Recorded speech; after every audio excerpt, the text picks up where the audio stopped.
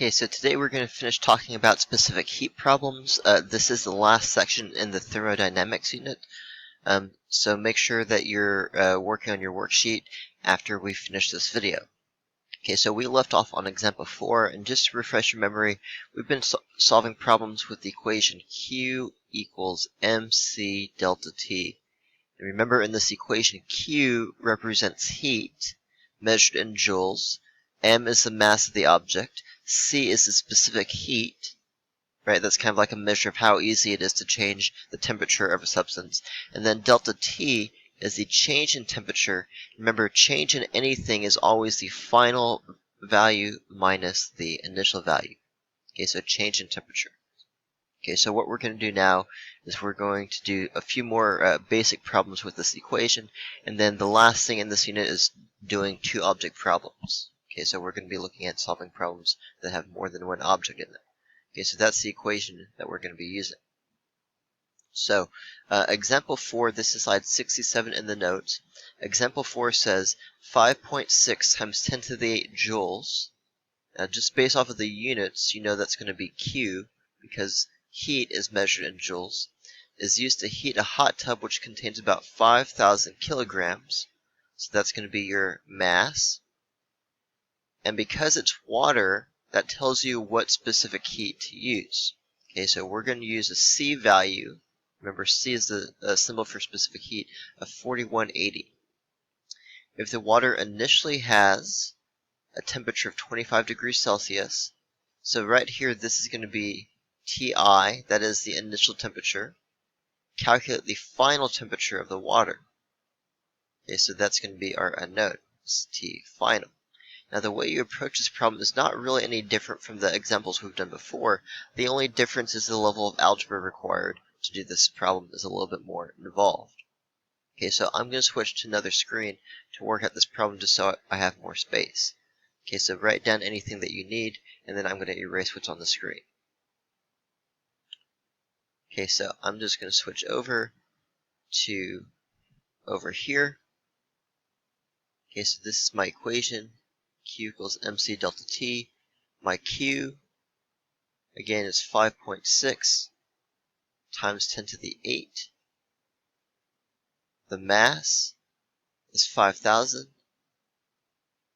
C is 4180 because it's water and that has a specific heat value according to the table of 4180. Let me double check that. Yes. And then it says the water initially has a temperature of 25 degrees Celsius. Now, I'm going to expand delta T out. Instead of writing delta T in the equation, I'm going to write T final minus T initial, which is 25 degrees. It's given in the problem. And so from here, I'm just going to do some math. I'm going to simplify some things before I rearrange this equation. On the left side, that's going to stay the same. On the right side, I'm going to combine 5,000 times 4180. When I type that into my calculator, I get a big number. That's 209,000,000 times TF minus 25. Because there's parentheses here and there's two terms in the parentheses, I need to distribute. Now what I'm going to do, and you can probably do this in your own calculator, is I'm going to change this number in front into scientific notation. And I don't have to do that. There's no reason why I have to do that other than it's less to write. Okay, so that's 2.09 times 10 to the 7. I just took this number in front and wrote it in scientific notation. Okay, so I'm going to write that. I'm going to zoom out a little bit just so you can see what's happening. Let me zoom back in actually. Okay, I'm just going to scroll down. Okay, so from here on the right side, I'm going to expand this out by distributing this number in front. So that's going to be 2.09 times 10 to the 7 times TF minus, and then I'm going to do 2.09 times 10 to the 7 times 25. Okay, So this negative sign carries down, and it's going to be a minus 5.225 times 10 to the 8. Now to get TF by itself, if you look at what's being done, it's being multiplied right here, and it's being subtracted. So the first thing I'm going to do is I'm going to add this number to both sides of my equation, like so. That's going to cancel out here. Okay, so now I'm going to combine these numbers. 5.6 times 10 to the 8 plus 5.225 times 10 to the 8. I get 1.0825 times 10 to the 9. Sorry, let me just erase that. That should be a 9 equals 2.09 times 10 to the 7 TF. And then I just need to divide both sides by 2.09 times 10 to the 7. Okay, so from an equation perspective, this is not any different than the problems we've done before. The only thing that's different is it's a little bit more work with the algebra as far as rearranging the equation goes. But the equation that we're using is the same that we've done before. So if you do that correctly, you should get about 51.8 degrees Celsius.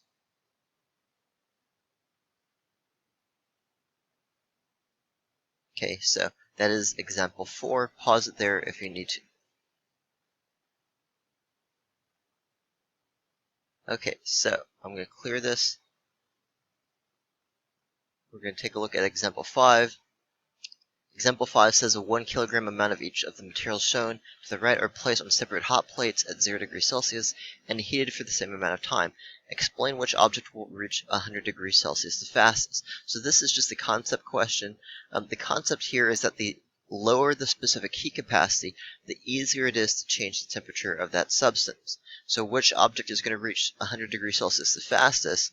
That would be the object that has the lowest specific heat value, which is lead. Okay, and the way you would explain that is you would say it's going to be lead because lead has the lowest specific heat value. Now the second question is basically just the opposite. Explain which object will reach 100 degrees Celsius the slowest. That would be the substance that has the highest specific heat value, which is liquid water. And again, the way you would explain that is you would just say liquid water would reach 100 degrees Celsius the slowest because it has the highest specific heat value. Okay, so that is example 5.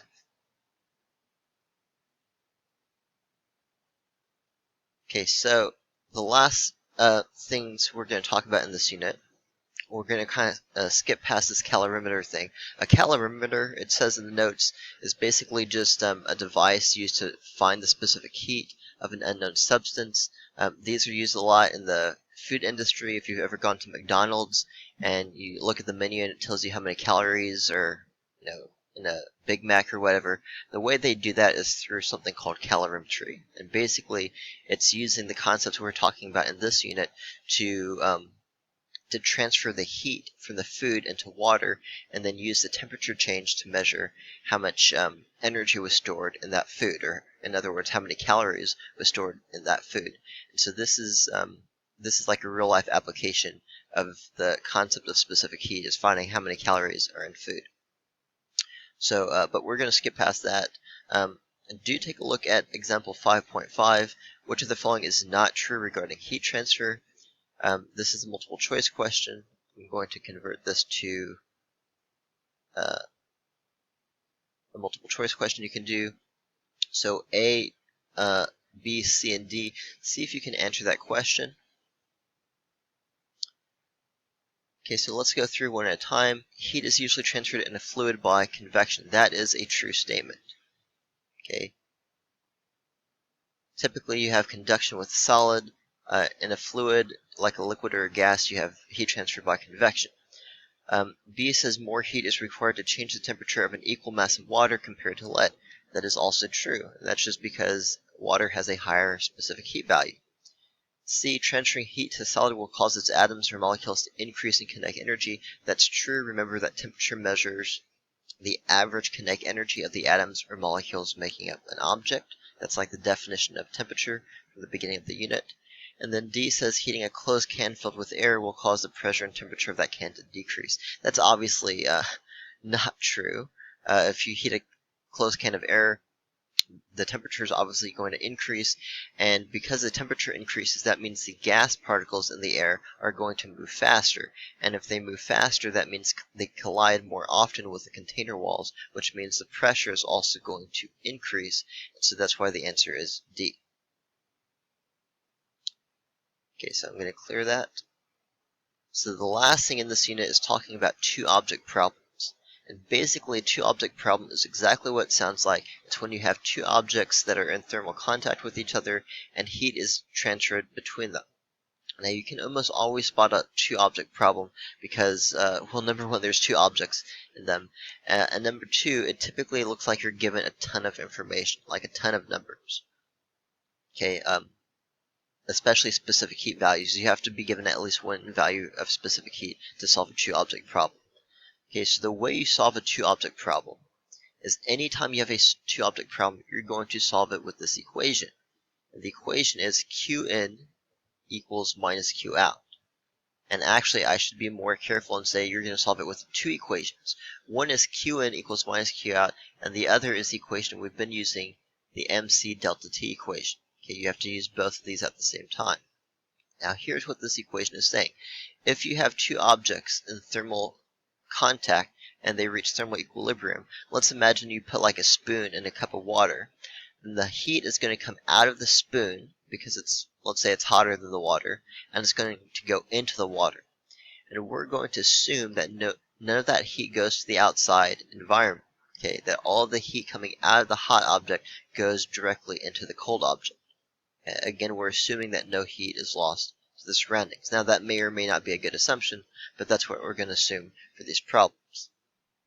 Okay, so that's what this equation is saying. Q in equals minus Q out. The heat going into the hot object is equal to the heat coming out of the hotter object. Sorry, the heat going into the cold object is equal to the heat coming out of the hot object. That minus sign is just there because technically the heat coming out of something should be negative, and so that negative sign is just kind of in there to balance the equation correctly. So what we're going to do is we're going to use this equation, and basically what I'm telling you is you're going to have an MC delta T on both sides of this equation. Okay, remember you're only going to do this if you have a two-object problem. So what we're going to do now is we're going to do some examples with two-object problems combining both of these equations. Okay, so I'm going to erase that. Take a look at example 6. Okay, example 6 says a 1.5 kilogram sample of an unknown metal is heated to a temperature of 220 degrees Celsius. It is then placed in a thermally isolated bucket which contains 3 kilograms of water. Now, they've already talked about a metal and water, so I know this is a two-object problem because I've got two objects. I've got the metal and I've got the water. It says the water has an initial temperature of 25 degrees Celsius. When the system comes to thermal equilibrium, and this is important, remember that at thermal equilibrium, they have the same temperature, right? The two definitions of thermal equilibrium, there's no net heat flow between the two objects, and they have reached the same temperature. So when it says the system comes to thermal equilibrium, the water has a final temperature of 35 degrees Celsius, that means the metal also has a final temperature of 35 degrees Celsius, okay, because it's thermal equilibrium. So the first question says, what is the final temperature of the unknown metal after it comes to equilibrium with the water? That would also be 35 degrees Celsius. How much heat was gained by the water as it is heated? Okay, so this is a Q in equals minus Q out problem, but if we want to know how much heat was gained by the water, heat is going into the water, so all we're going to worry about is the MC delta T for the water. So I'm going to write this as the mass of the water times the C of the water times the delta T of the water. Okay. If I want to know the heat gained by the water, that's what I'm going to start with. Okay, so I go through and I label everything. This is the mass of the metal, so I'm going to call that MM for mass of the metal. This is the initial temperature of the metal. So I'm going to call that Ti metal, Tim. This is the mass of the water. So I'm going to write MW for mass water, which has an initial temperature of 25 degrees Celsius. So that's going to be Ti water. And then they have the same final temperature. Okay, so I want Qn, the heat going into the water. So this is going to be MC delta T for the water. The mass of the water is 3. The value for specific heat on the water, you're going to use what is in your table, which I believe is 4180. If I'm not mistaken. And then delta T for the water, remember delta T is always final minus initial. The final temperature is 35, and the initial temperature of the water, not the metal but the water, was 25.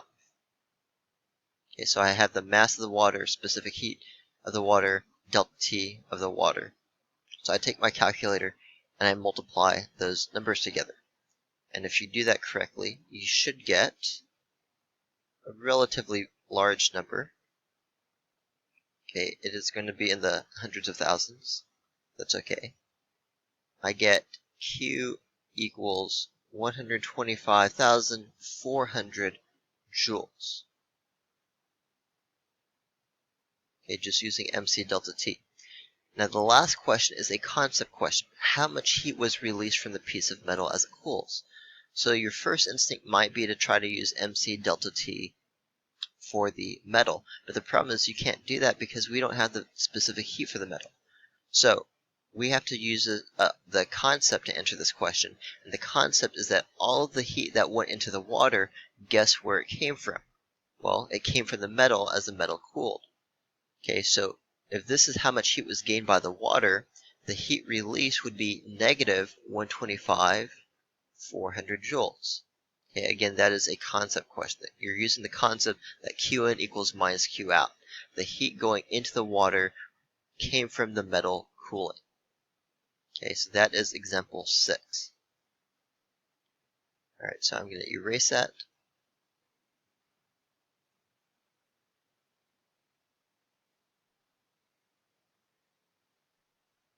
And then this is, example 7 is basically a continuation of example 6. Remember that Qin equals minus Q out.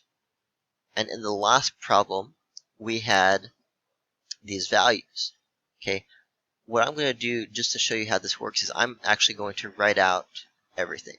So on the left side, Qn is the mass of the water times the C of the water times the delta T of the water.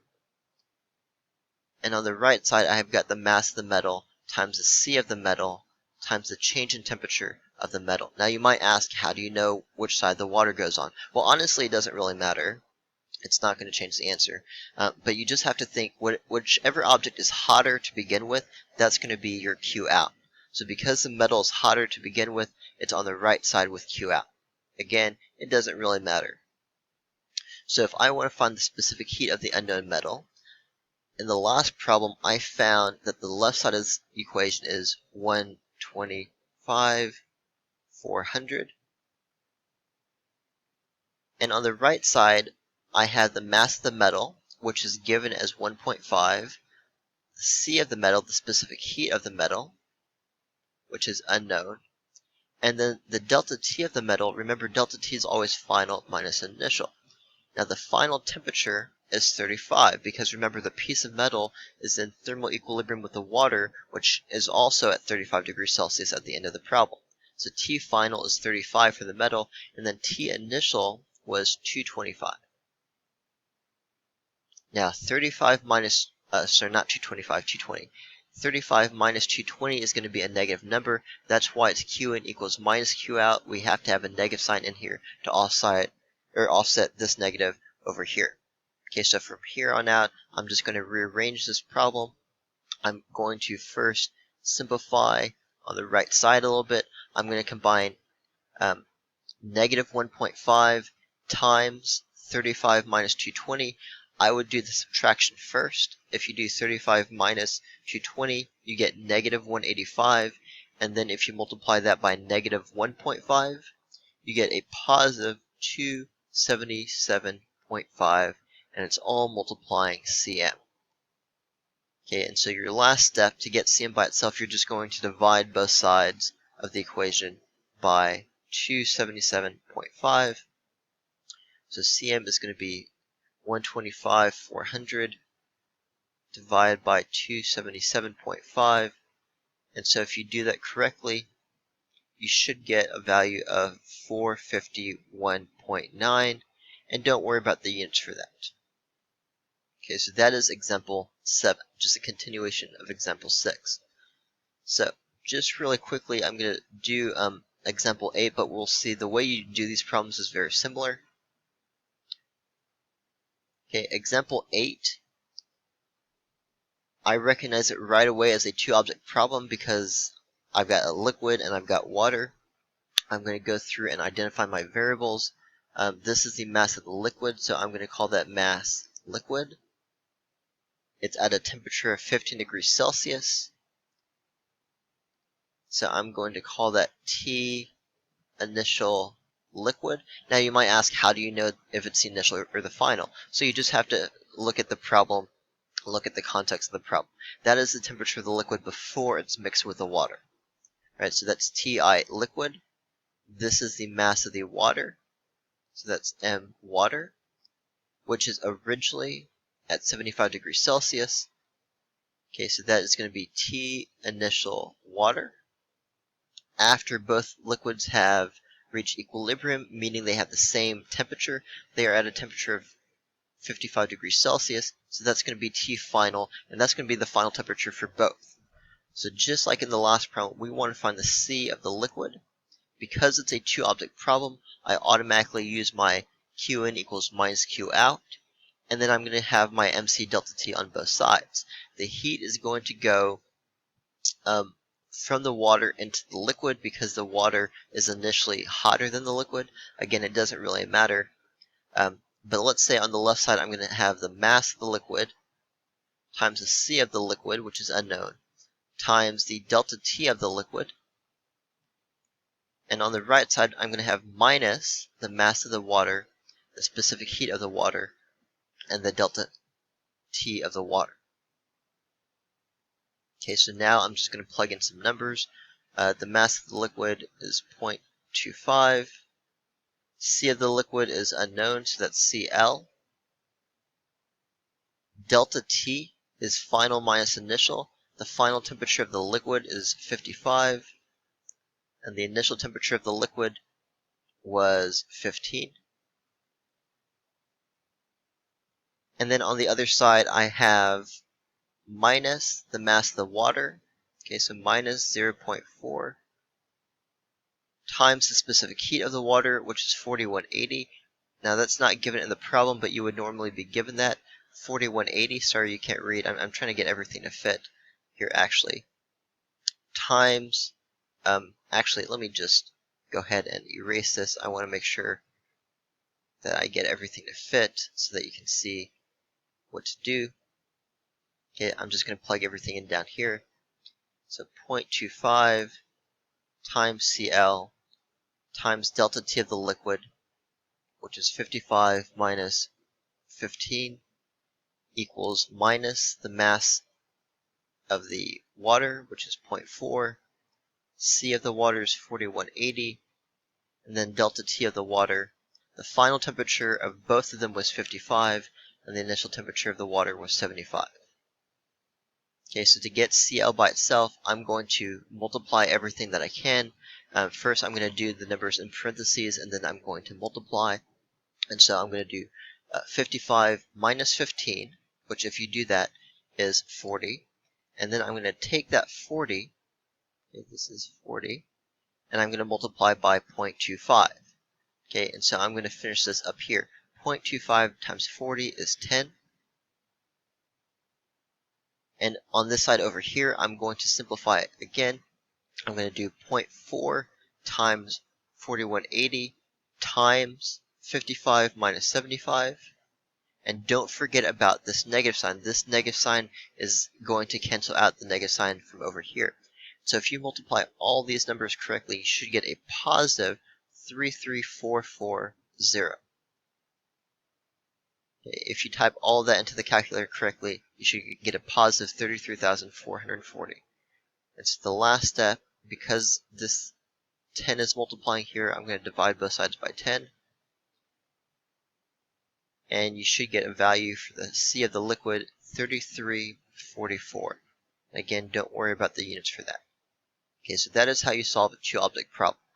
Again, you're using two equations, the Q in equals minus Q out, and the MC delta T equation. Remember, you should have MC delta T on both sides of the equation, one for each of your two objects, and from there, you're just rearranging with algebra. Okay, so now we're done with the unit. You should be able to work on the two-object part of your worksheet, and then we're going to do a review activity before we move on to the next unit. Please let me know if you have any questions.